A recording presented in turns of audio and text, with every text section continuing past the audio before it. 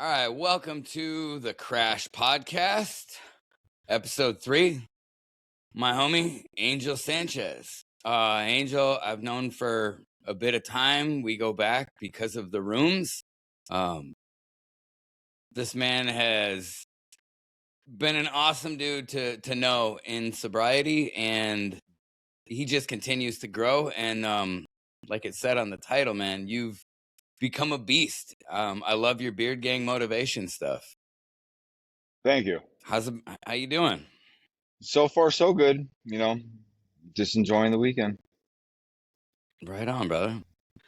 Well, the goal of this podcast is to let's go through your story.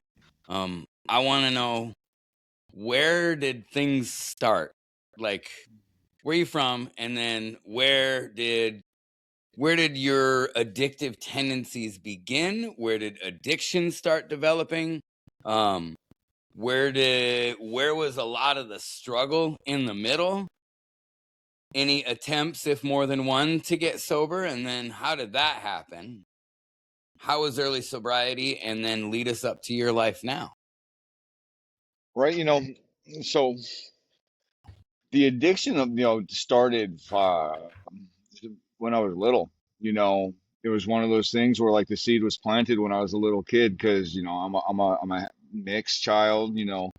My dad was old. My mom was young. I mean, my dad was born in 1926. My mom was born in 62. So it's one of those things where I didn't have the stereotypical, modern family. It's weird growing up when your dad's older than your granddad. So, in a lot of ways, I didn't fit in. You look at my family photos growing up, it was like that Sesame Street song, one of these things is not like the other, because you got this little brown kid surrounded by a whole bunch of, white folks. And, so it was one of those things where, I never quite fit in, and then I'm Puerto Rican, and in Vegas, the Puerto Rican population isn't too great out here. It's a lot of, Mexicans and Southsiders. And when I was little, my dad, taught me, he gave me the basics about the game, trying to help steer me in the right direction. So, growing up with all my friends, I always had this, that thought playing through the back of my mind, if you roll with them too deep, you're going to end up in the penitentiary or in, in dead. So, I never even really fit in with my friends growing up. And all that changed when I got to high school. All that changed, because like my dad, he had already died. He died in '93, and my mom, she died in '99, and that was kind of like where the threshold was, because the fact that sitting there growing up as a little orphan Annie with my aunt and uncle, definitely not fitting in. You ain't got no parents, um, I got introduced to, alcohol. I had a beer every night, like now and then, snuck one as a kid, but nothing ever too serious. But I remember my sophomore year of high school, I figured out the best way, I knew the best way to make friends was, over a drink. So I proceeded to clear out my uncle's liquor cabinet over the first 2 weeks of my sophomore year. He never touched it. So I think I don't know if he ever realized what I did, because it never got brought up, like ever.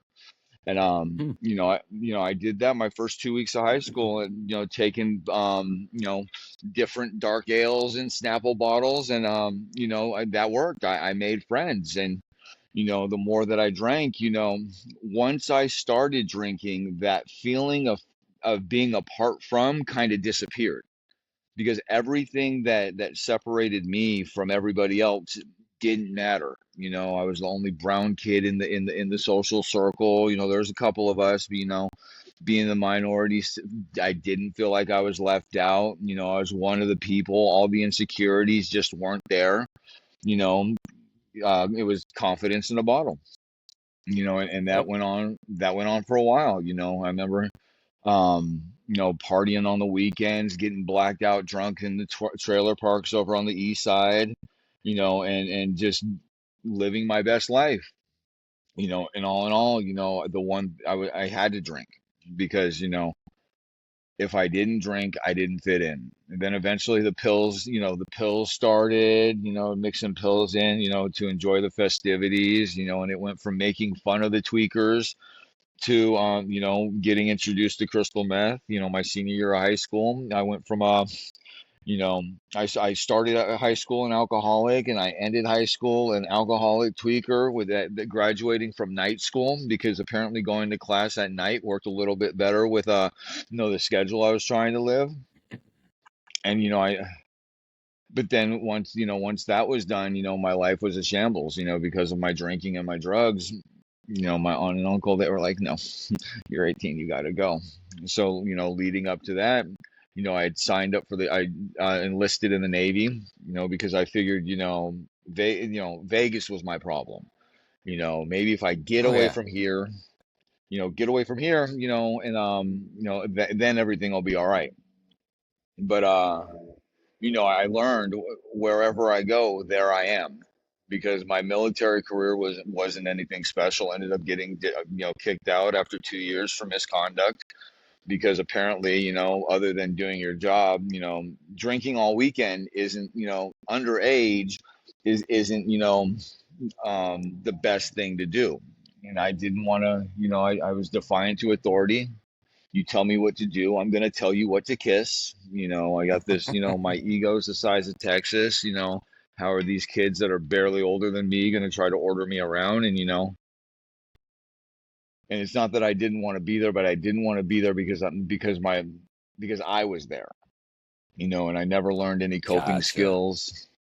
Never learned any coping skills, with how to deal with life on life's terms, because I'd been in this perpetual cycle of, when things go good, it was it was all me, but when things went bad, I was a victim, and I held that mentality for a really long time.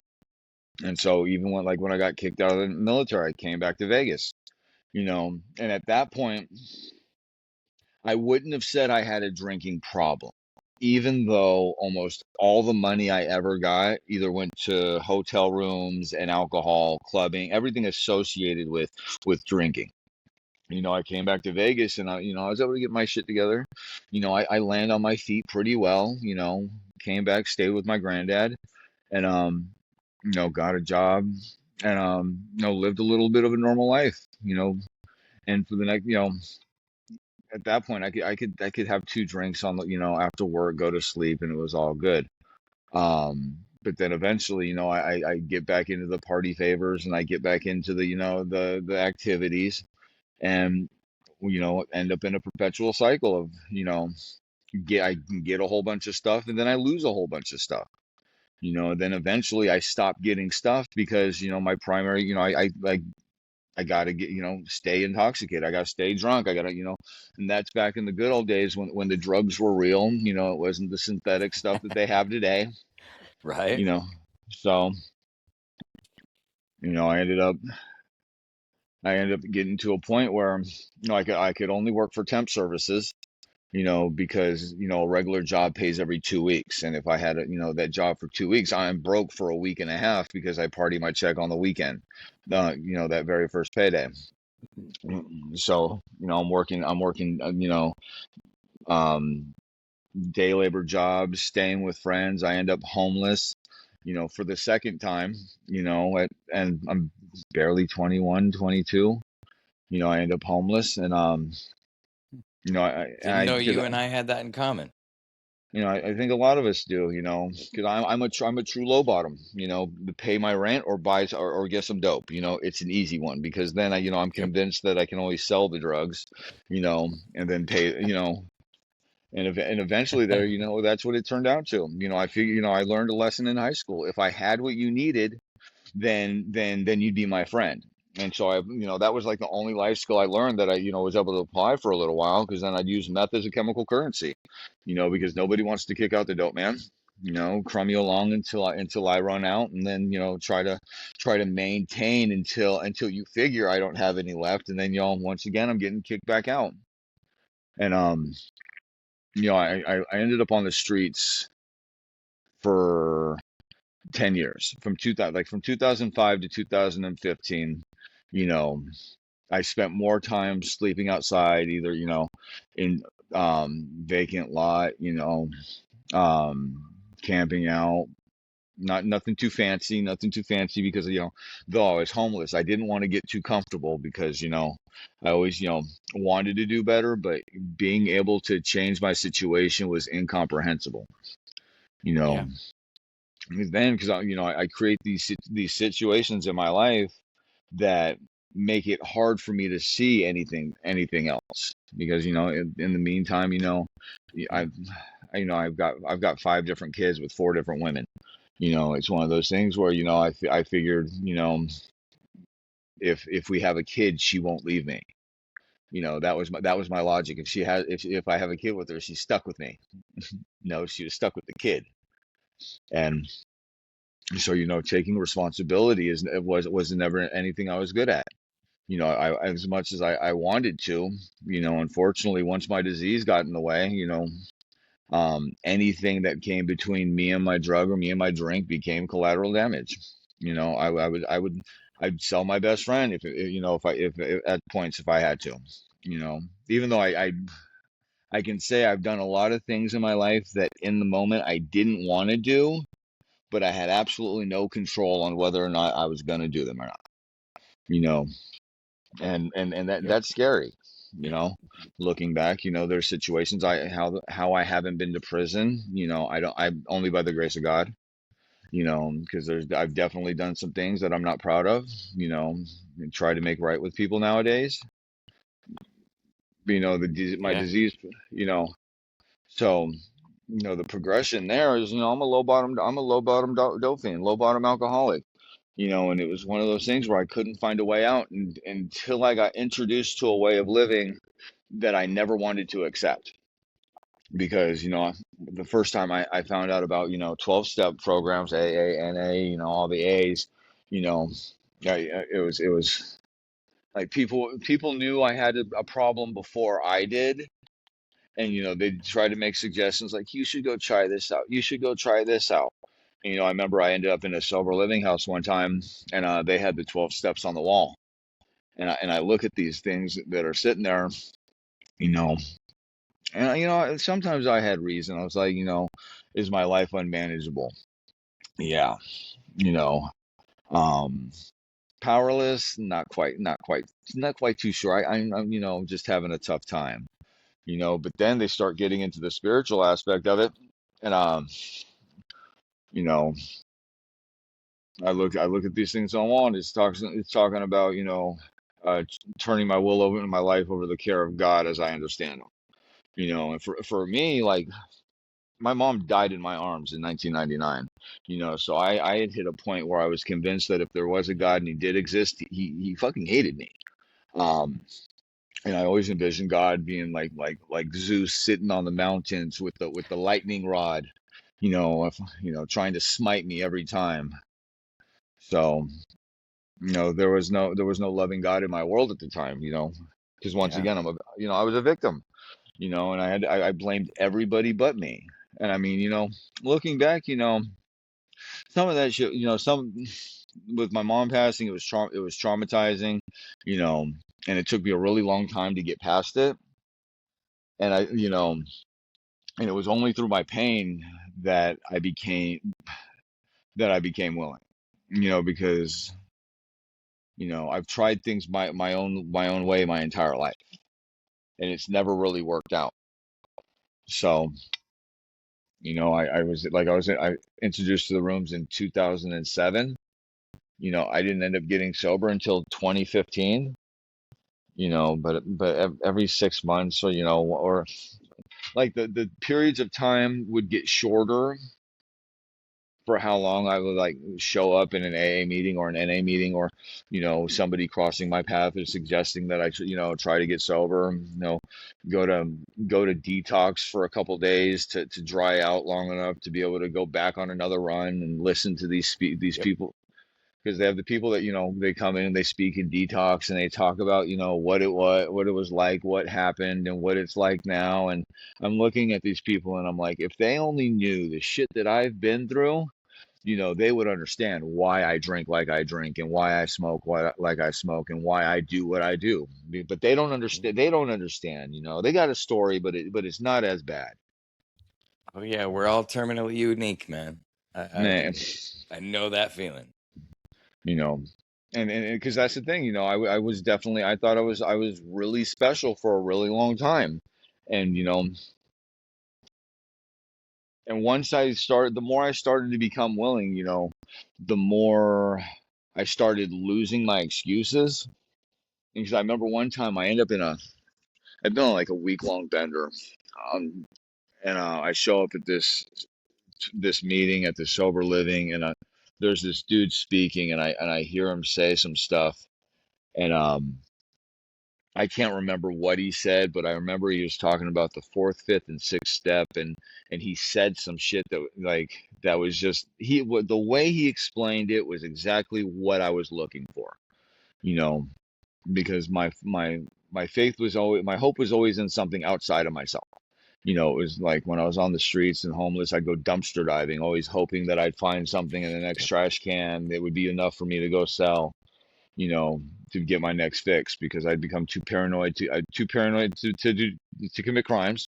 You know, Yeah. get every time I'd get loaded, I'd want to go I'd want to go try to sell drugs, and I was a really bad drug dealer because when I'd have a job, I'd get my first check, and I'd be happy. The second check, I'd be all right. Third check, you know, it wasn't enough, you know. So I'd figure, I can flip this, and I can, I can turn this into a lot more. Then I'd call Flacco. Um, he's a paisa Mexican that drives a, Honda Accord, comes to you, picks you up, drops you off around the corner, little quick transaction. And the problem with that is, before you sell your drugs, you've got to test your drugs. And every time, I'd go to test my drugs, I paid good money to get mental illnesses that people have naturally. And I'd end up getting all, becoming a paranoid schizophrenic, and everybody would turn into the ITF. The ITF is the Imaginary Task Force. And Yep. and so next thing you know, I'm hanging from a dumpster by with my feet popping out, looking for shit because I'm too scared to go sell drugs because everybody's out to get me, and I'm too scared to commit felonies because I don't want to go to prison because it just didn't sound appealing. Yeah. Fair. So I come in these rooms. And when I get into them, I'm not willing. I wasn't willing when I got into the rooms to be there, but unfortunately, a lot of the programs that I crash at, they would require you go to meetings and get a meeting slip signed, and and I'd hear something every now and then that would catch my attention, and so and that went on from like I said, from 2007 to 2015.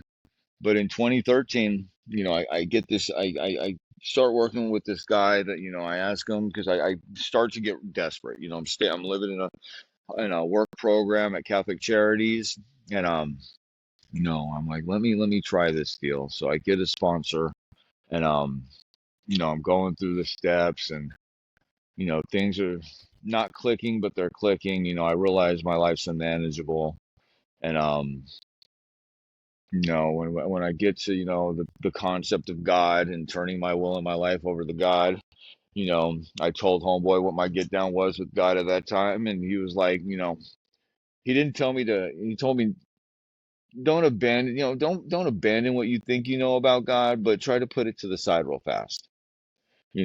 Just put to the side everything that you think you know about God, and try Yeah. to have a new experience. And, and I'll never forget that because that was revolutionary for me. Like maybe I might be wrong about this shit I think I know. Um, because at this point I realize I might not know too much about anything because, my best ideas usually don't work out that well. And Yeah. I know you know, that I'd feeling. I'd like to say that I stay sober. I'd like to say that, the I had a burning bush moment, was able to turn my life around with a, miraculous, miracle, but you know, he got to the we started talking about, um, talking about deep, dark secrets, doing a fearless and thorough moral inventory of myself. And I had done some things that I wasn't proud of, and I ended up getting arrested down in Phoenix. And Phoenix, I had gotten arrested on felony charges, Class B's, theft over 30,000, and they wanted to send me to prison in 2012.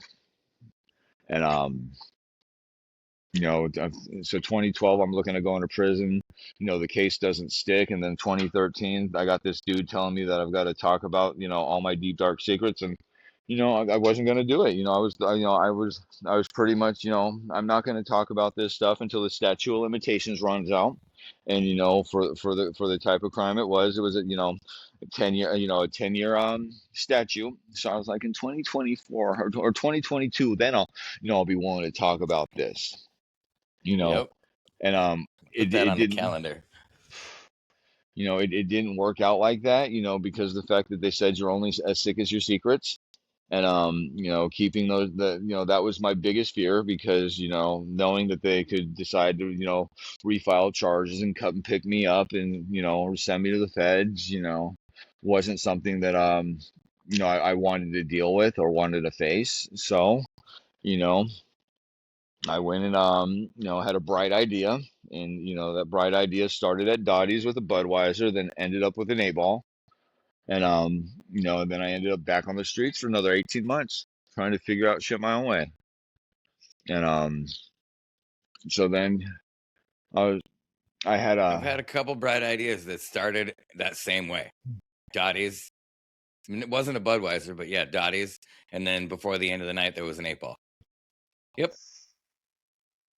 you know and I mean, they sound like really good ideas in the moment, you know but then I realized, it's just me trying to do what it is that I really want to do, and that's escape from reality, and figure out figure out how to get a dopamine fix.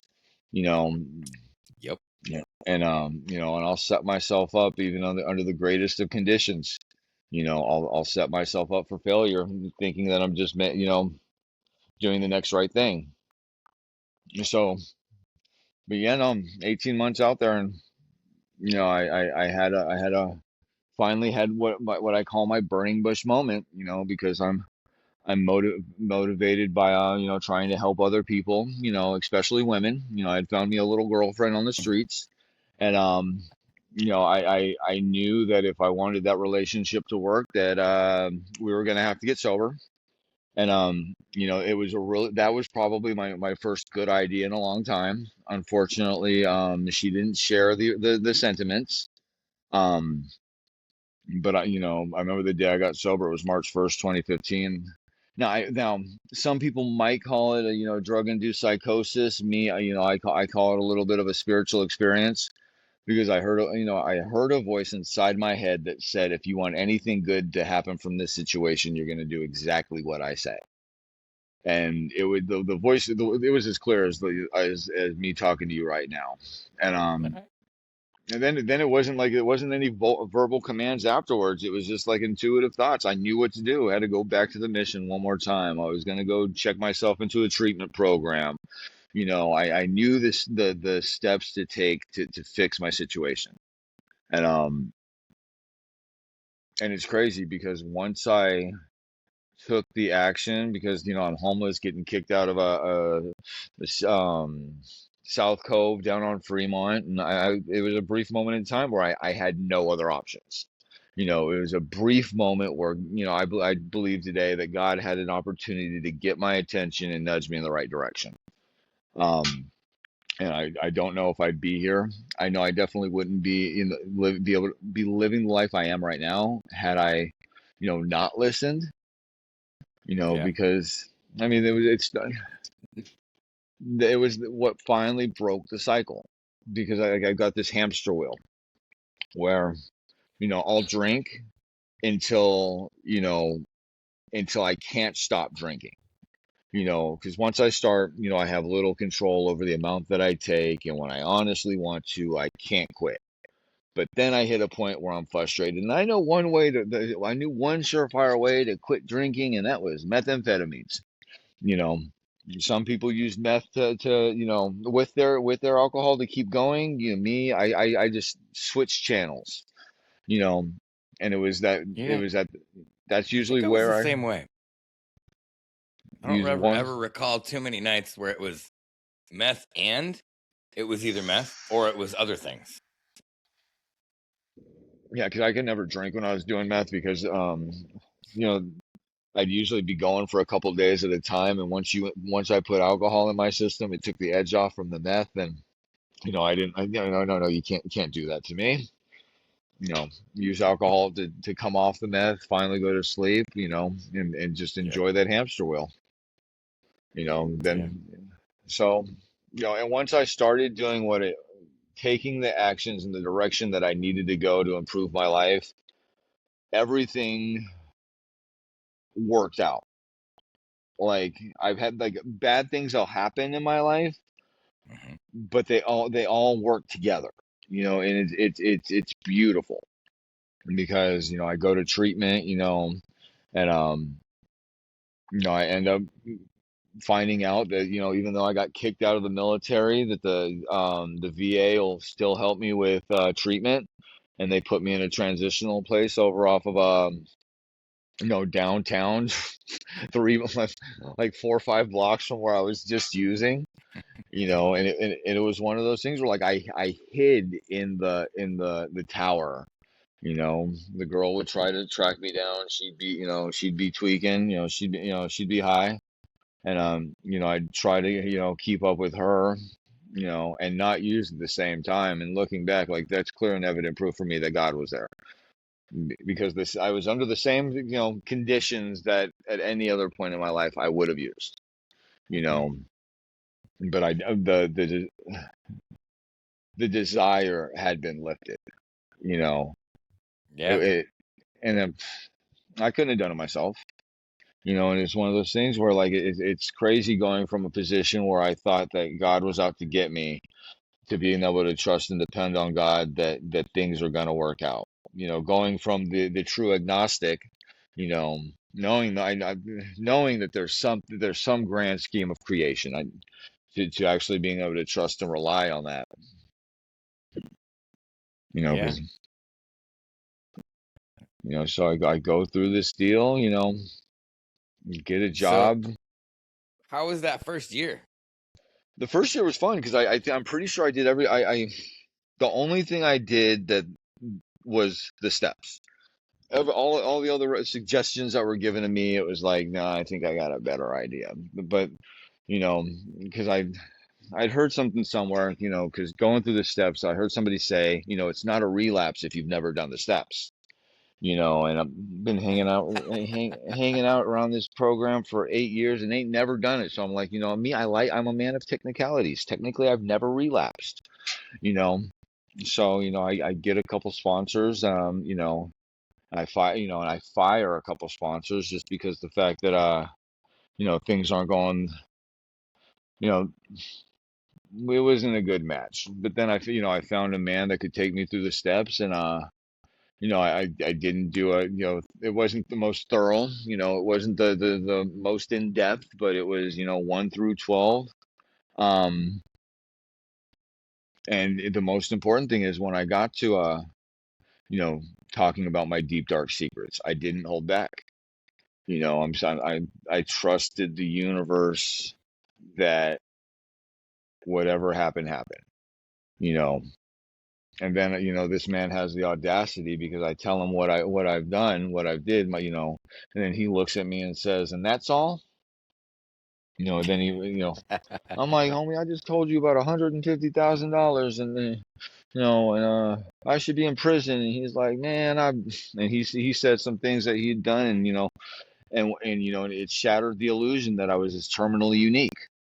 Hmm. That I was special, that I had to keep all this stuff to myself because I was scared to go to prison, because then apparently in the process, just because I decide I want to um clean up my conscience, I can't the words co-defendant and co-conspirators get thrown around a lot, and because I want to clean up my act, it doesn't mean that I get to throw you under the bus with me. So the biggest fear that kept me out, that sent me back out, that kept me out, ended up being something that I had to figure out another way to address, so now, and because paying back $150,000 is not something that I probably would have ever been able to do. The number was higher than that. So, now, having a job, being gainfully employed, I get to do certain things, I got a certain arrangement with God since I can't make any type of direct, amends to the people that I harmed. I got the thing that I do that I don't tell many people about. To, hopefully one day in the universal karma of things, it'll balance out. But that first year, I did the steps. I got a job. I got a job that was not a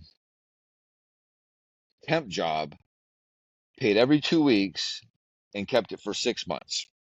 And it was the first job in my life that when I left under, because I got a better job and not because I got fired. I didn't disappear.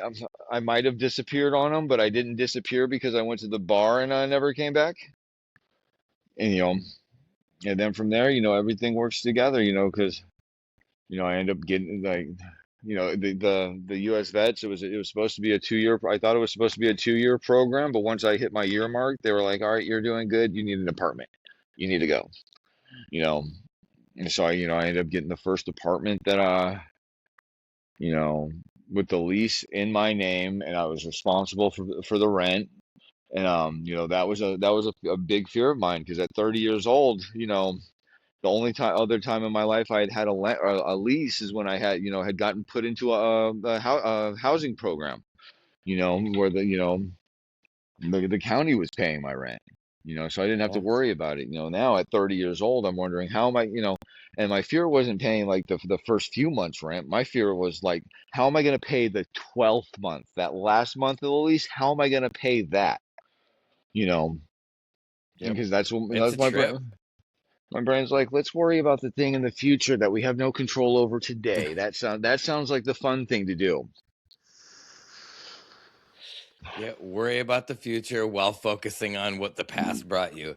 And then today's irrelevant because oh shit, what's going to happen because I did all of these things before. Yep. Yep, I know that feeling so well.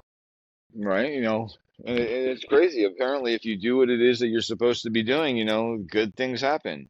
It's not guaranteed that good things happen, but you're like your likelihood of bad shit happening goes down. Yep.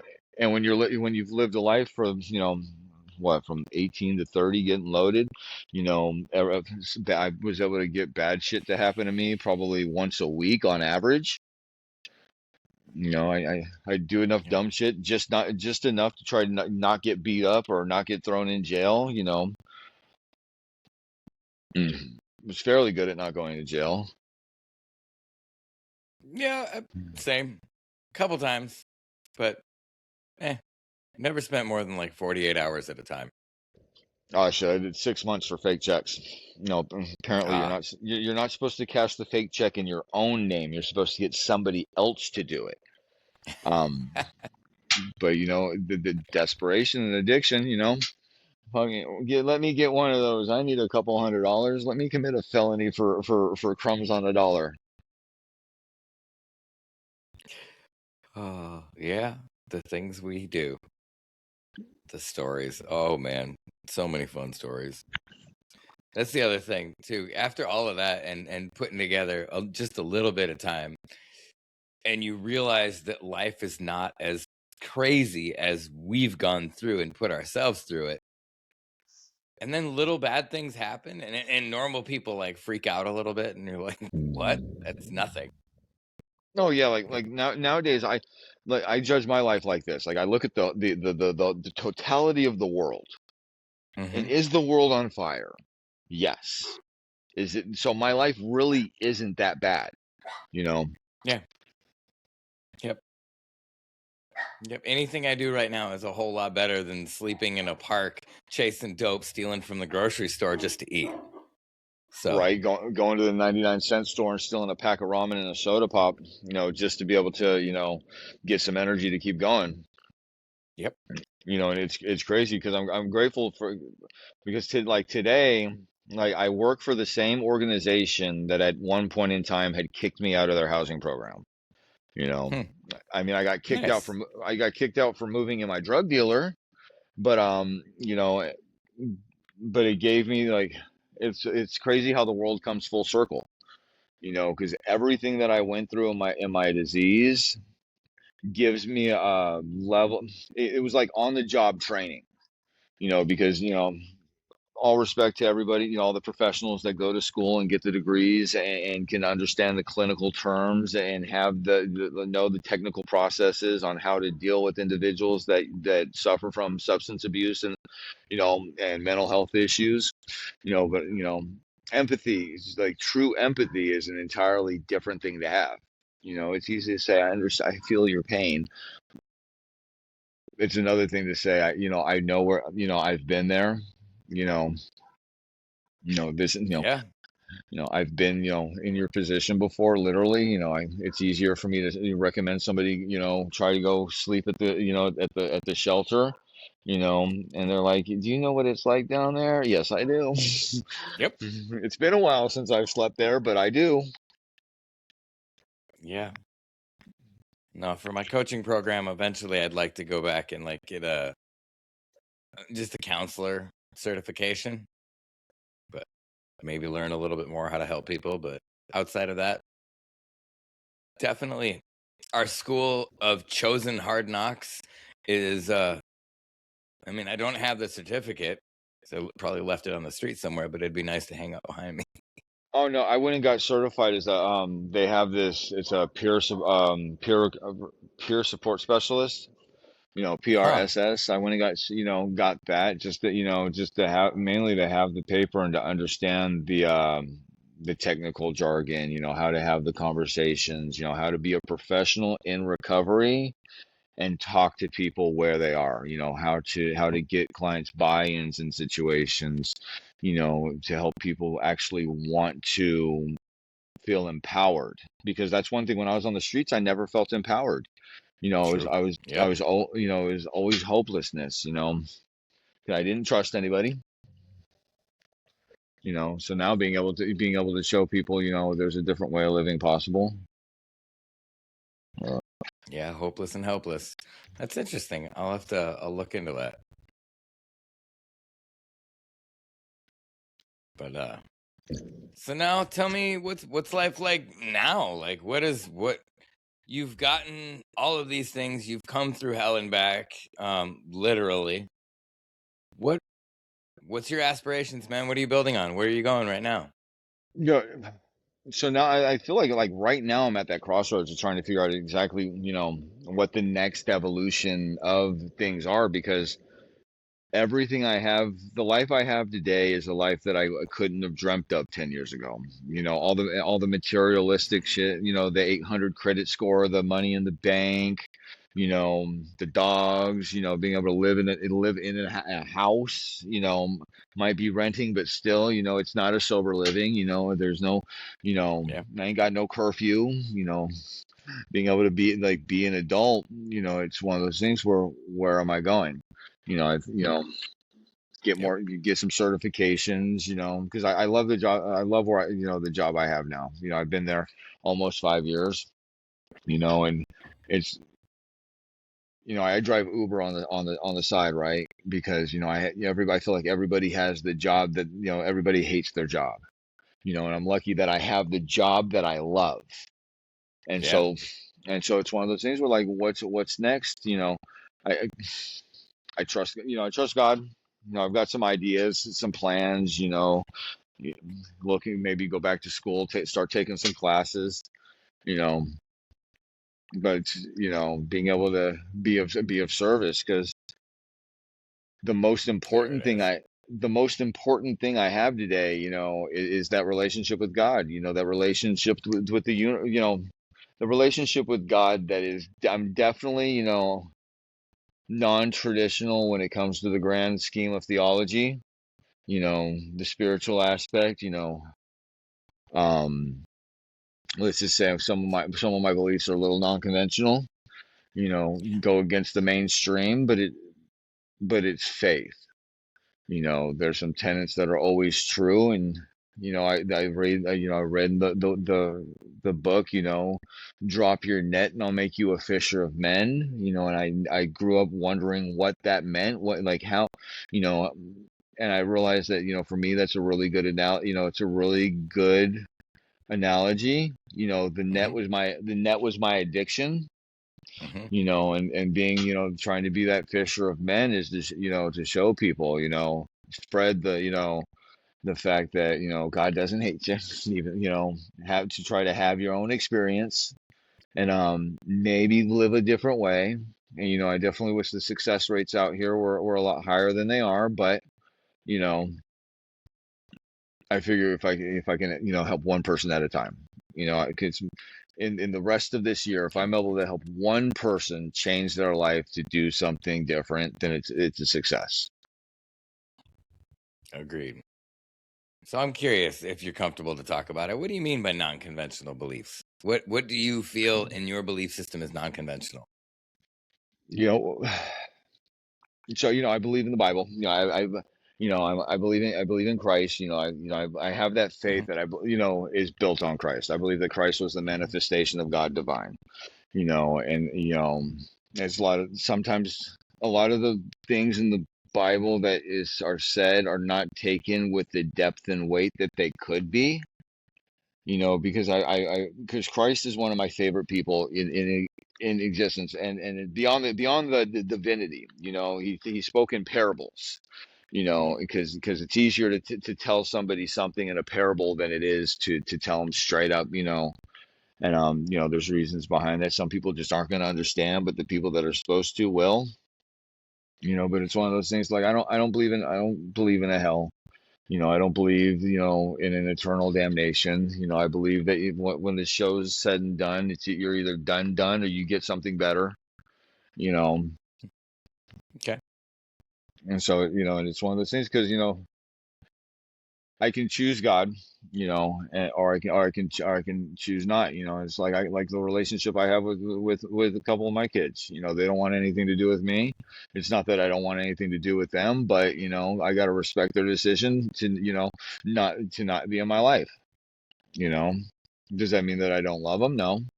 I just respecting the decisions that they respecting their wishes. And I That's look at got it to be like tough. it But I is. see. I see what you're saying. And I look at like the spirit, on a spiritual aspect, it's the same be true. And especially in the world that we live in today, you know, Mm-hmm. it, it's hard to find the truth, because everybody has their own narrative, everybody has their own story. Yep. Every you go to 10 different pulpits, you'll get 10 different messages. Yep.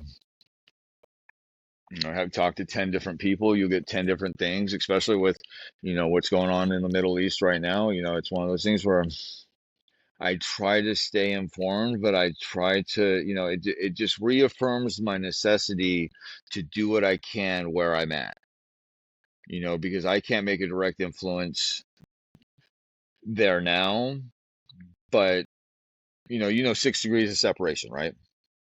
Yep. You know everybody in the world within six people, and so it's one of those things where I can change the world, but the world it's everything that I come in direct contact with, you know, Starts at arm's reach.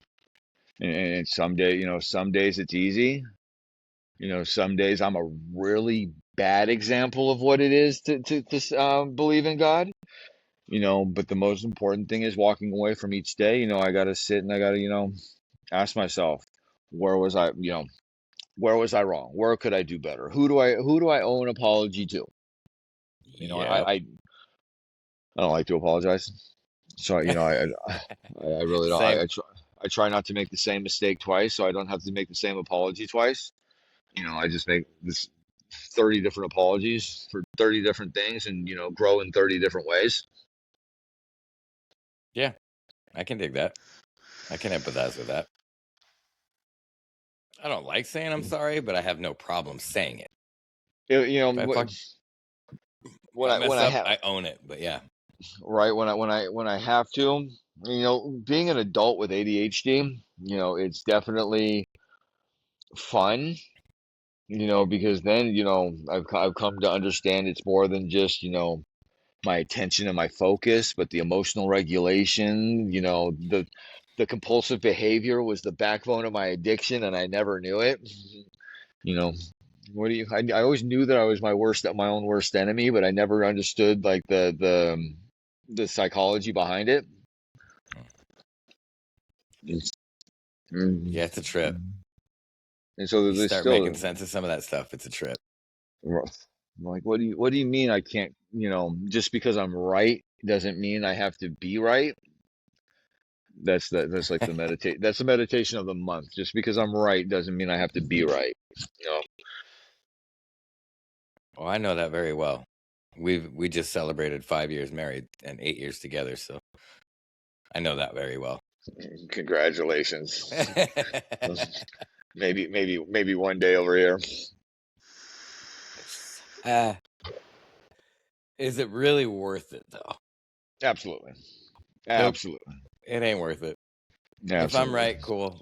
I don't need to be right. Oh yeah, yeah. Oh no, no. Is it worth it to not be right? Compromise. Compromise is always a respectable concept. You gotta have the maturity on both sides to be able to do that one. Yeah, Because which is not always there from my I side or from hers sometimes too. right, because I'm far from perfect. As much as I would love to say that I can walk on water and I'm a divine saint, I fail on a regular basis. Crashing out is something that is my, if you ask me what my greatest area of growth is, crashing out is probably on, definitely in the top three. Because no matter how well I articulate my argument, it doesn't, everything that doesn't have to turn into a debate. And that's the ADHD right there. Like, let me get a response out of them so I can have a dopamine boost. Oh yeah, I love poking the bear, any Ah, bear. no, but because sometimes the bear pokes back. This is true. And I that's mean, it, sometimes that's the fun of it, right. but yeah. I learn all these great medical terms like arrested development. Apparently it's more than just a TV show. Well, it was a band back in the '90s. You're Yeah, not and that apparently, young. well, but then it also, the brain becomes mentally, stunned. What the age that you start drugging and drinking is pretty much your brain stops developing. Yeah. So, and my theory is hopefully it like maybe being sober a little while, the brain, it does know how to fix itself. So, if theoretically I start aging from the point I got sober, I'm 41 going on 27, um, with a little 13, 14 year gap there in between, and then everything makes sense. I never heard it put that way, but yeah, that does make a lot of sense. In some ways, I'm definitely still in my early 20s. 100%. Right. I gotta say, our generation's aging a lot better than our parents, and a lot better than these kids. It was because of the chemically induced pause. It was so I have a theory on that one. I think I swear it was the Flintstone kids Either that or, I mean, we could because go Marvel on it and call it our chemically induced blip. it was definitely the chemicals in the 80s and 90s because I used to the preservatives. Yep.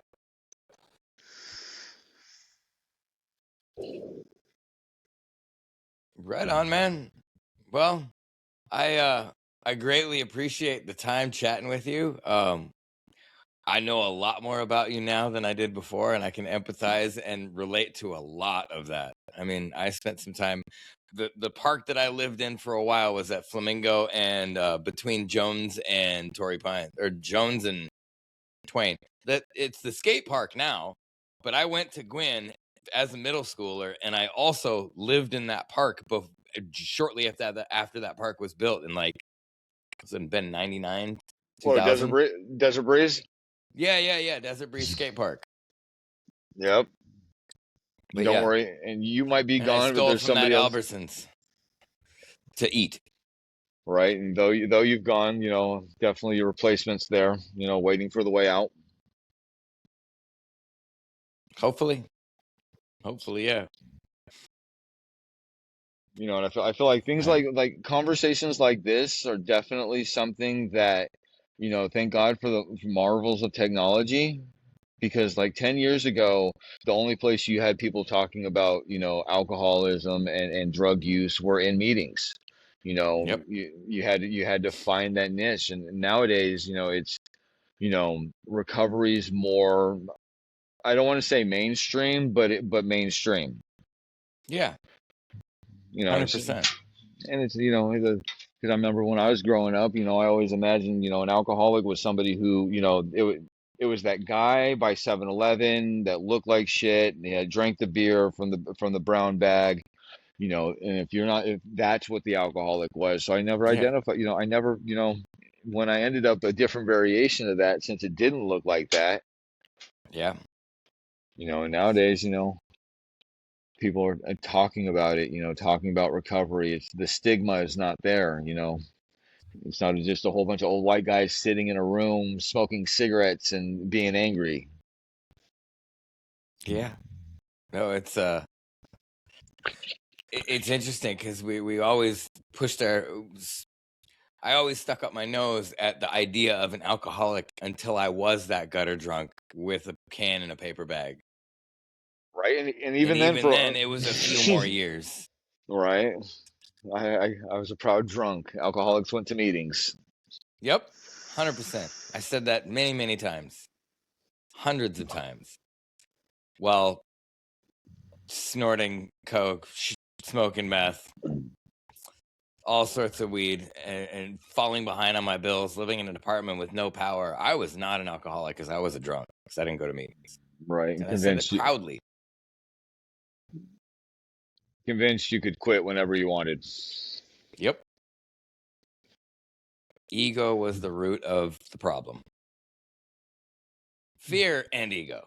I was about to say fear because because once they took alcohol from me, once I didn't have a drug or a drink, I was left with myself, and that Yep. was that was the scariest person to be left with. Huh.